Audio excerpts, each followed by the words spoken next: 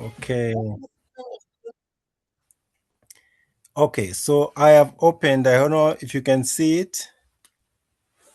No. You please share on the screen. I share on the screen. Let's see if it You can click move. the share button on the bottom, and then you can talk about it. Okay, sir. Let me just give me a minute here. Yeah.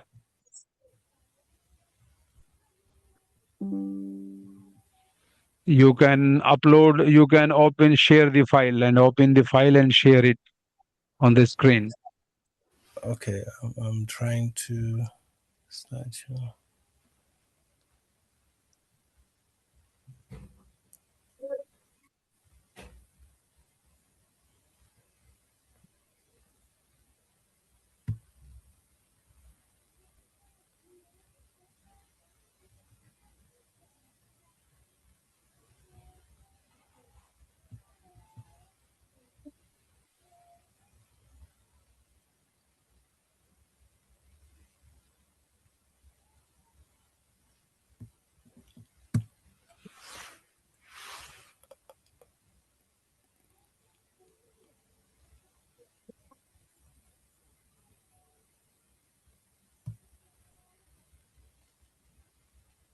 Are you not using the computer?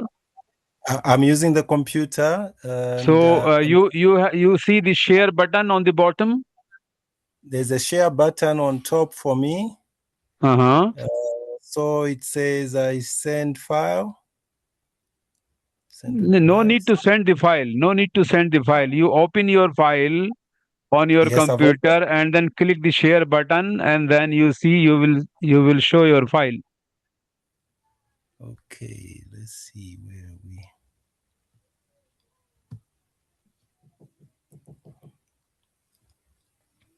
Or otherwise, I share your file here on this computer. Okay. Yes, sir. That will be fine. I can Okay. still. Yes. And then you can start and You you can. can ask me. Yes. Yes. Yes. Yes. Yes. Okay. Yes. Yes. Wait a sec. Wait a minute. Okay, sir. Mhm.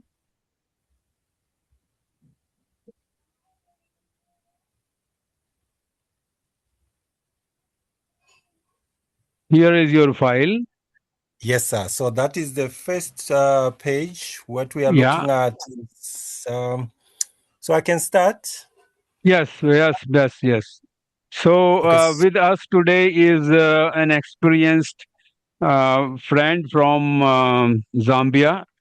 He is Mr. Boniface, and he has a long experience after doing his degree in social work. He is the master's in social work, and he has been doing in the communities, including his work on the water governance. So today he is with us for this lecture, and he is going to deliver his lecture on strengthening water governance through community participation, the Zambian Experience.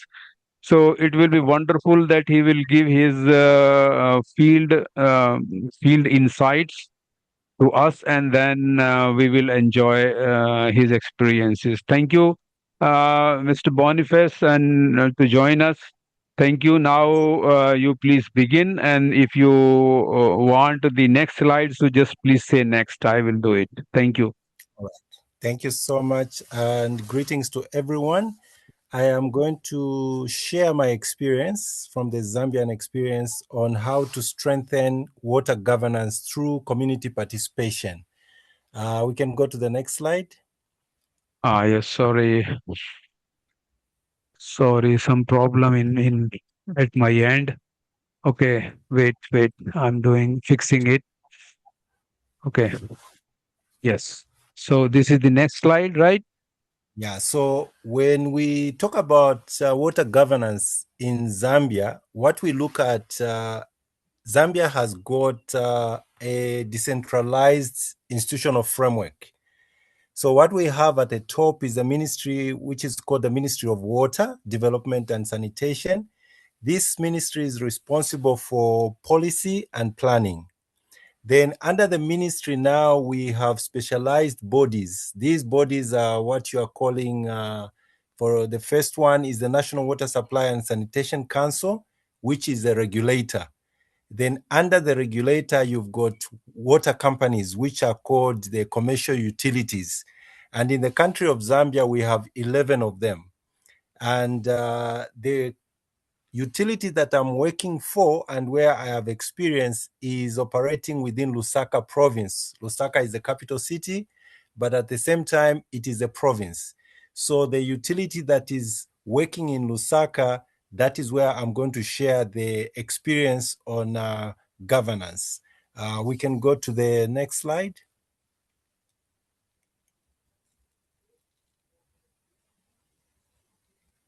Yeah.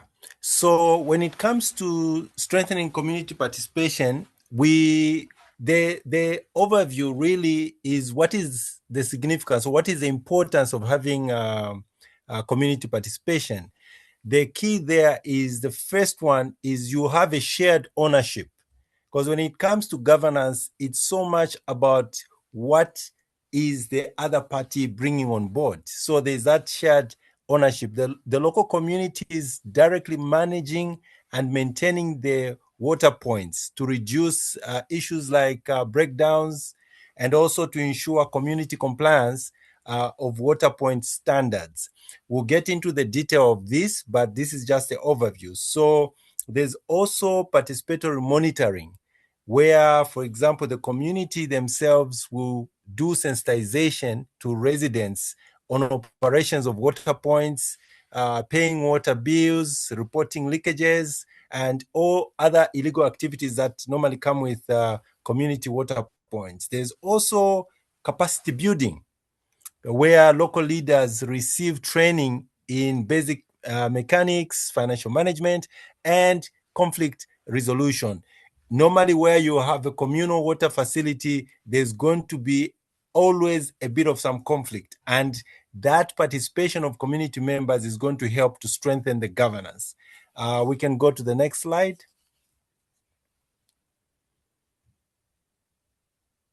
So the community participates through structures. So what we have in Lusaka, we have what we call water committees. So this participation of community members is taking place through structures. These structures are what you are calling water committees. These water committees are a structured approach. They are formed to provide for the participation of the community in things to do with water and sanitation, which you might know as WASH. The water committees are community-led groups. They're established in peri-urban areas of Lusaka. Lusaka has got a huge chunk of it is in the peri-urban. And the water committees are there to help now manage communal water points. These are, you might call, water kiosks, and they monitor the supply, and also they prevent vandalism. They operate under the oversight of the Lusaka Water Supply and Sanitation Company. So the water committees are in the community, but then the oversight is done by the water company, which is Lusaka Water and Supply. We go to the next slide.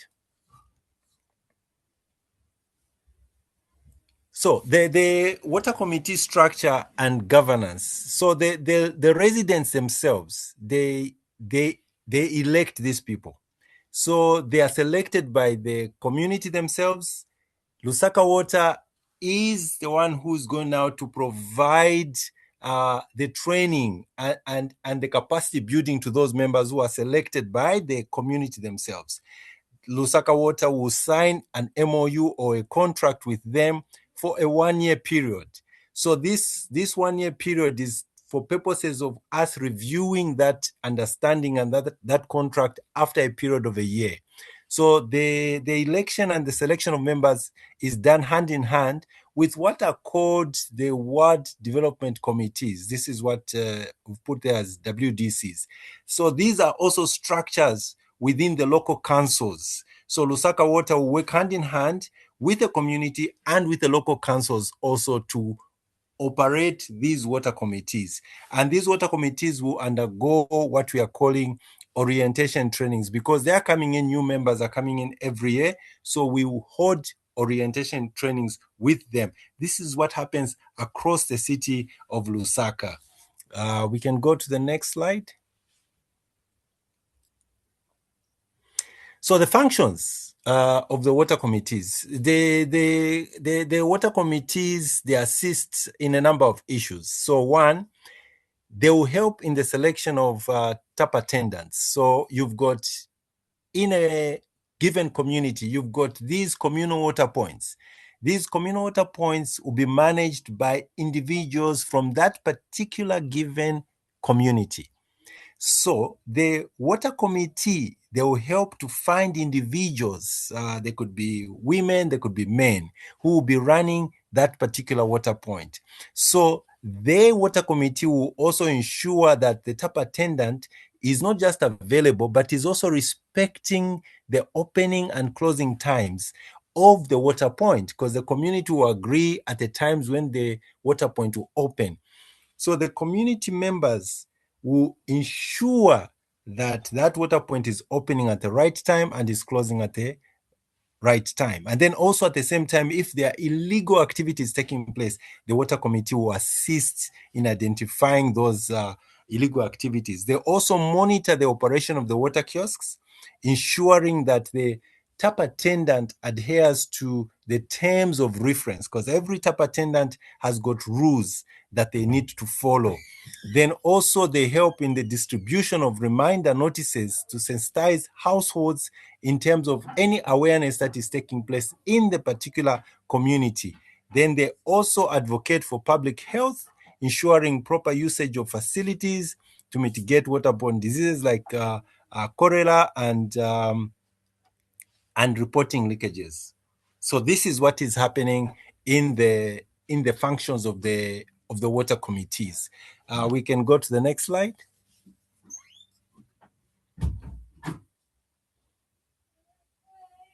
So what are the benefits? When you say you've got a water committee as a water company, what are the benefits? Because normally a water company is looked at like as a business, as a utility, but then there are benefits when you incorporate a community structure. The benefits, number one, is going to be sustainability. So by sustainability, we mean the systems are better maintained when locals have a direct stake.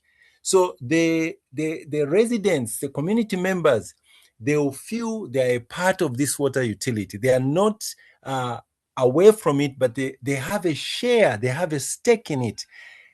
What it will mean is they are going to have an aspect of being accountable. So there's an issue also, apart from sustainability, there's also the accountability part. Accountability meaning that there are these mechanisms for residents not just to monitor the usage, but also to hold the authorities accountable. What it means is that the water company has got an obligation to provide water and sanitation, and the community will hold the company accountable for that. So these are the benefits of integration. You are making sure that the community is part and parcel of the day-to-day operations. We can go to the next slide.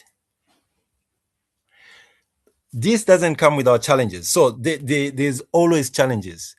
When you are dealing with communities, deliberately what the water companies have done, the water utilities have done, they have incorporated the individuals and personnel who are called community development officers. These are working together with the utility, within the utility, and with the community. So they are deliberately there so that they can address challenges that will come about. So one of the key challenges is normally the representation. It's not equal. So you find that the people that will participate within the community, it's just maybe selected individuals. Not everyone is participating. So that's the key challenge. Then also there's that lack of initial willingness to participate. So when you put a project in a community, you find that the people are hesitant. They are not quickly willing to participate. Those are challenges. So then there's also the varying levels of availability of all sections of the community. So some people, you find they would rather do other activities. They are not seeing water as a priority.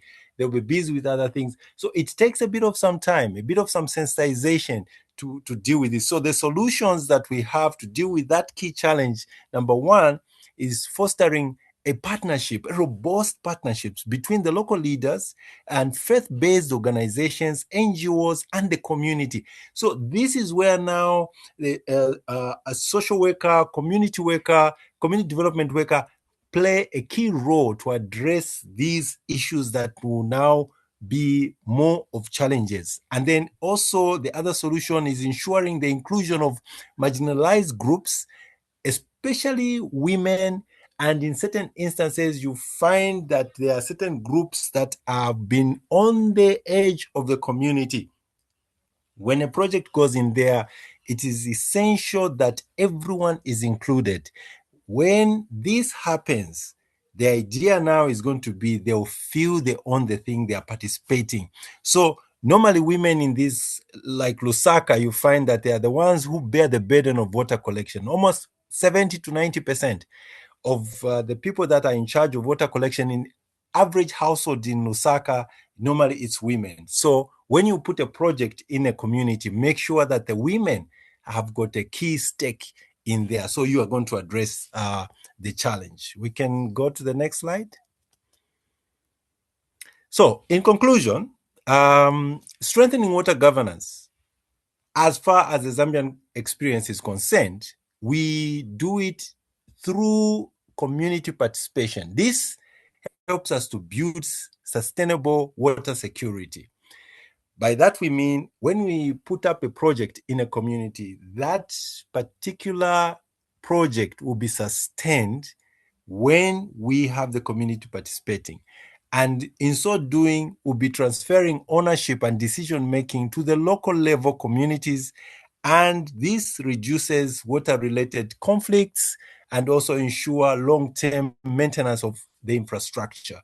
So, this is why we are deliberate in strengthening that governance within the community and at a local level, deliberately so. We can go to the final slide, I think. So this particular part, I would open it up and I would invite questions and I would give answers to that. Thank you so much. If there are any questions, please.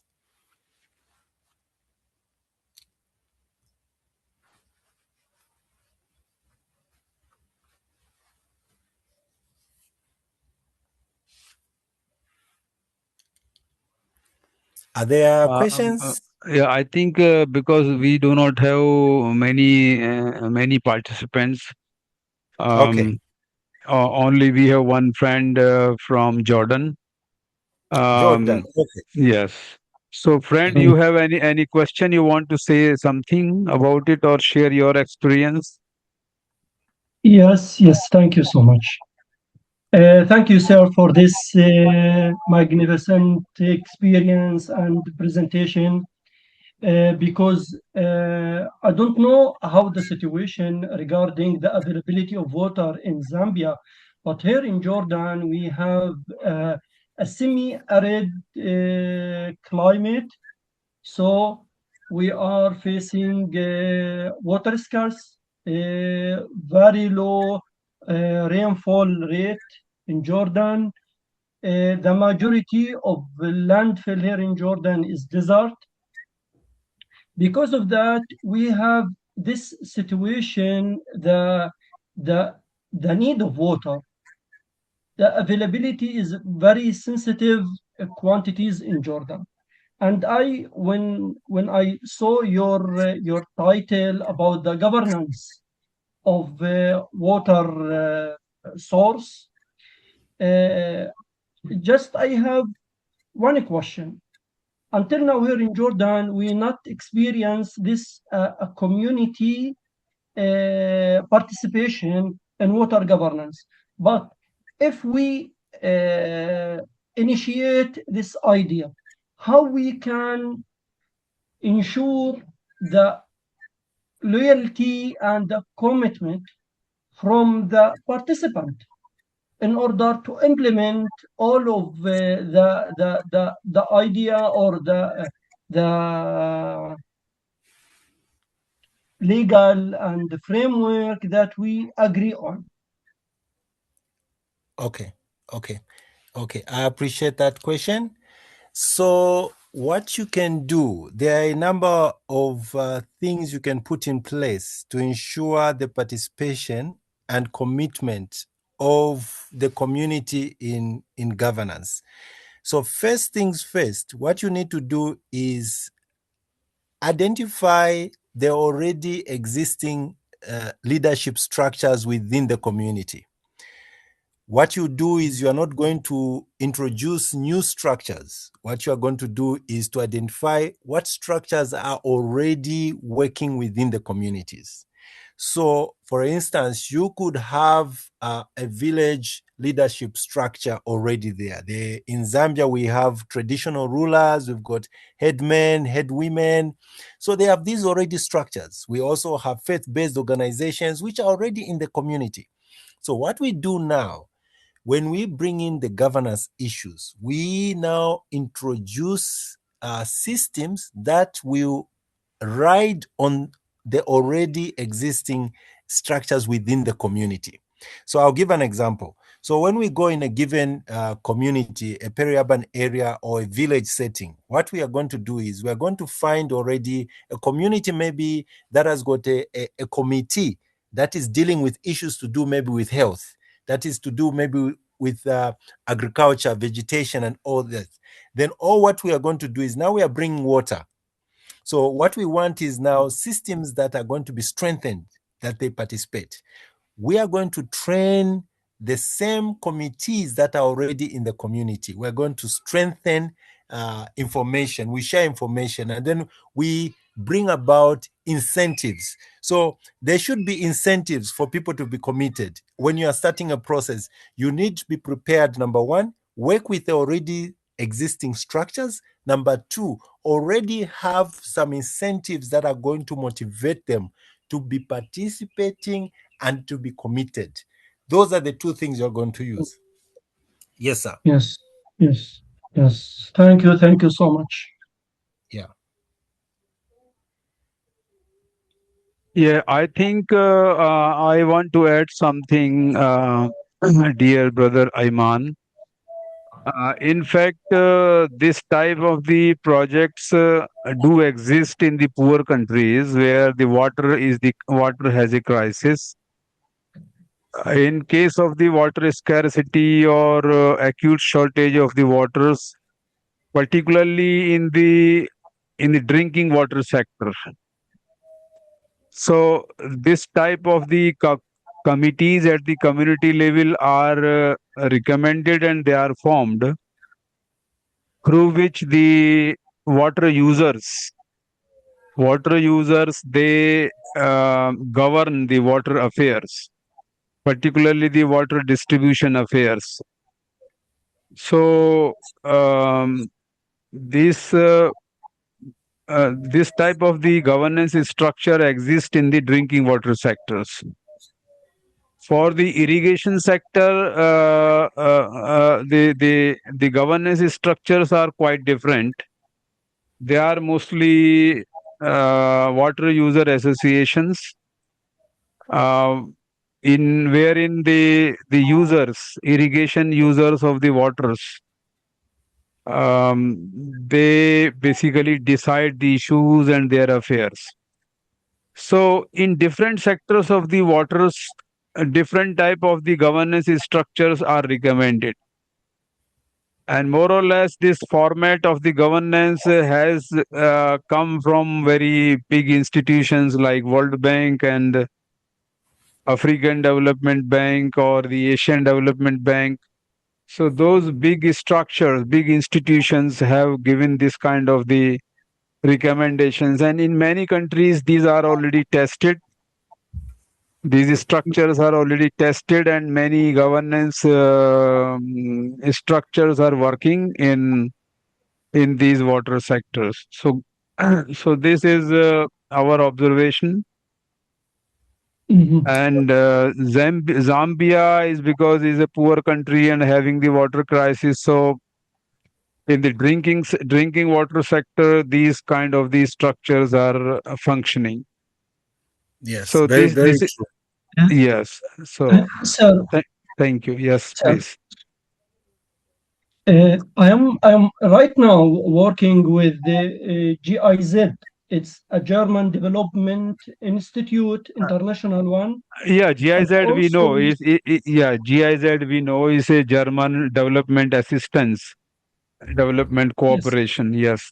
Okay, great. You are yes, working in GIZ. Yes. we yeah, and we initiate like this water governance, but in the wastewater sector, reuse for the wastewater in the uh, uh, fodder as a fodder irrigation farms. We start to enhance the community in order to they have the authority and participate in regulate and enhance the using of this kind of water. You know, it's maybe used in another way, illegal issues. And but for the domestic water or the drinking water, no, until now, no one come out with this idea. Yeah, I think you are rightly flagging your issue. But this type of the governance structure is not applicable for the irrigation systems. Basically, I will share you with some of the resources. There is one global institution which is of the CGIAR institution. It is called International Water Management Institute, Yeah. IWMI, International Water Management Institute. So Yes. that institute works very greatly on the irrigation systems, and Mhm. they have worked on the irrigation management and irrigation governance systems. So, like for Mhm. example, India has also tested some good examples of the irrigation sector governance with the assistance of the Japan.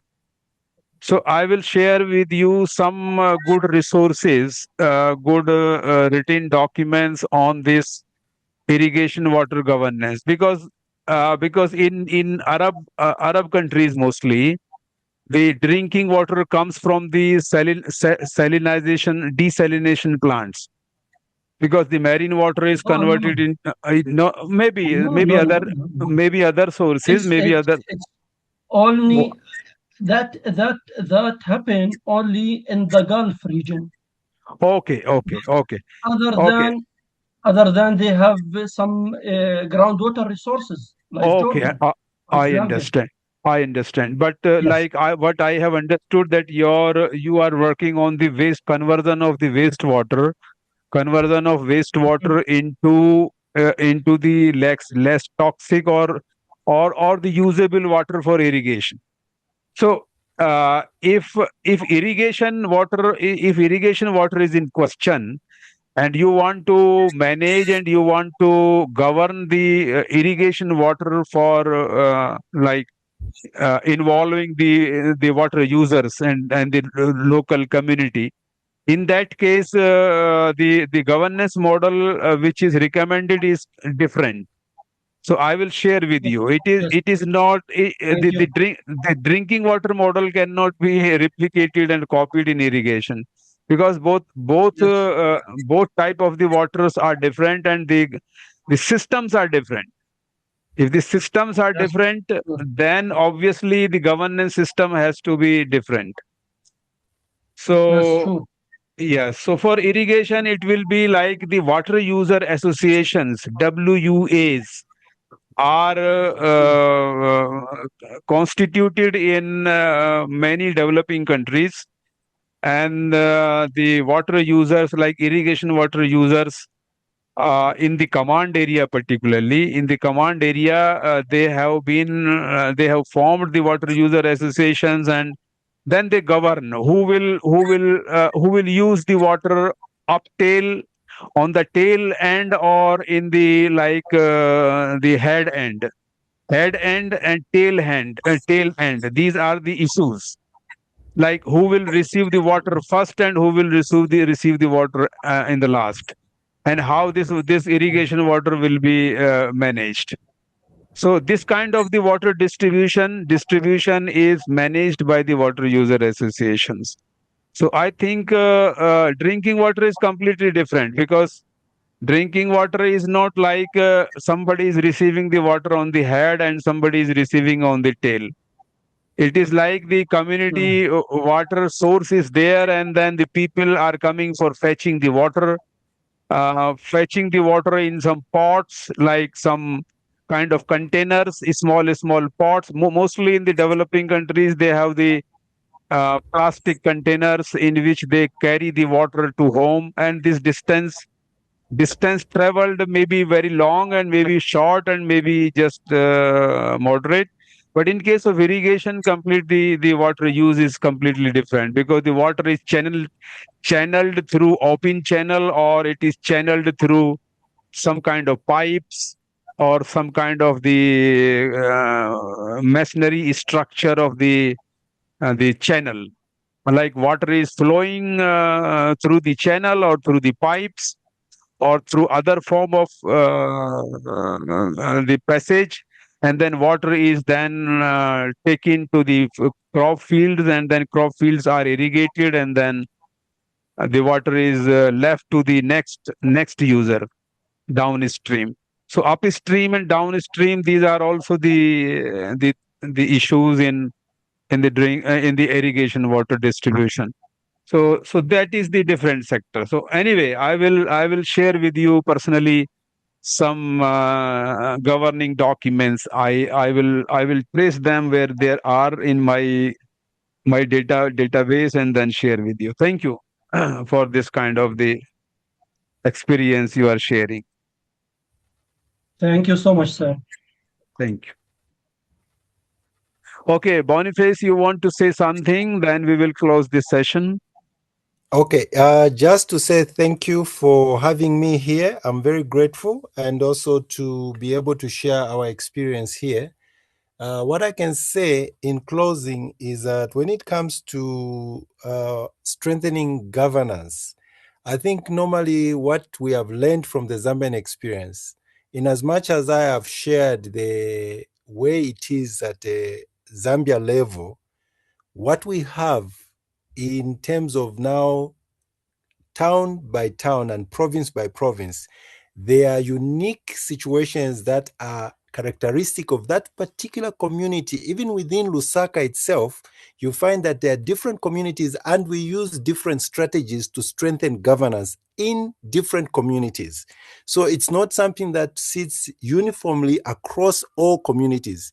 We use a dynamic and very fluid way to be sensitive to the issues in a given community, but at the same time, we know this at the end of the day is going to strengthen the governance. So each particular community comes with its unique characteristics, and we have to be sensitive to those characteristics so that we strengthen governance in that particular specific given community. Yeah. So Yeah. it has to be tailored to that particular community. Yeah. Thank you. Yes, yes, it is. You are very right. 100% true. Of course, the governance is a very complex issue, complex subject.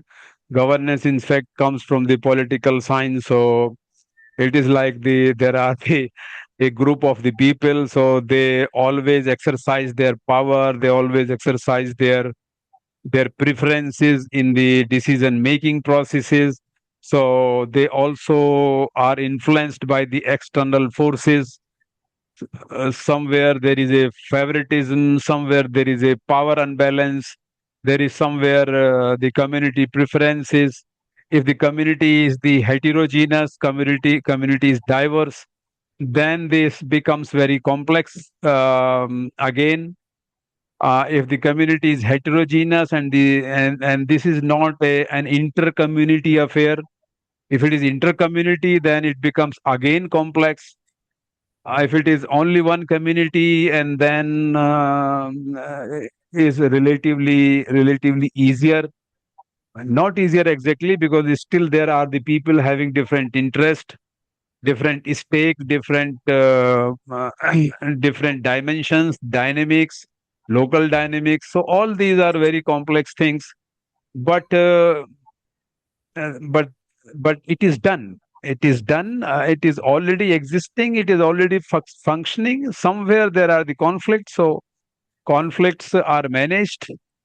Local people understand how to manage. Sometimes, if it is a development project, like some donor organization like GIZ is funding, then of course there are the systems created for managing the conflicts or resolving. If the conflicts are not locally managed, then they very become a threat to the entire projects in that case. So anyway, this is a subject of understanding, reading, exercising, implementing, and then learning so many things from all these things. I can speak because I have personally done many projects in the field with communities in different countries also, primarily in India, but also outside India. So I have the first-hand experiences doing all these things.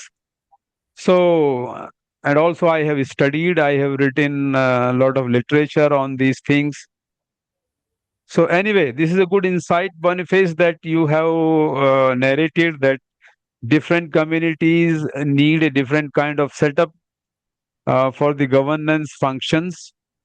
And of course, there is no single formula for designing the governance framework. So it depends on the community structures, communities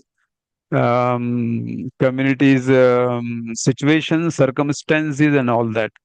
So thank you so much. Now let us close this session, and then we will keep on reading, studying. Tomorrow again, one friend will come from India, and he has been presenting the tanks. Tanks are very popular in India for irrigation, South India particularly. One province in South India is Tamil Nadu, where the tanks is a very successful and very prominent example, globally recognized as the water management, particularly for irrigation. The series of tanks is a famous type of these tanks in Tamil Nadu. So he will present his experiences engaging in tanks, irrigations, and managing them and creating the tanks, new tanks, all that. So thank you so much again. We will meet again tomorrow. Thank you so much. Thank you Take so care. much. Thank you, sir. Take care, please.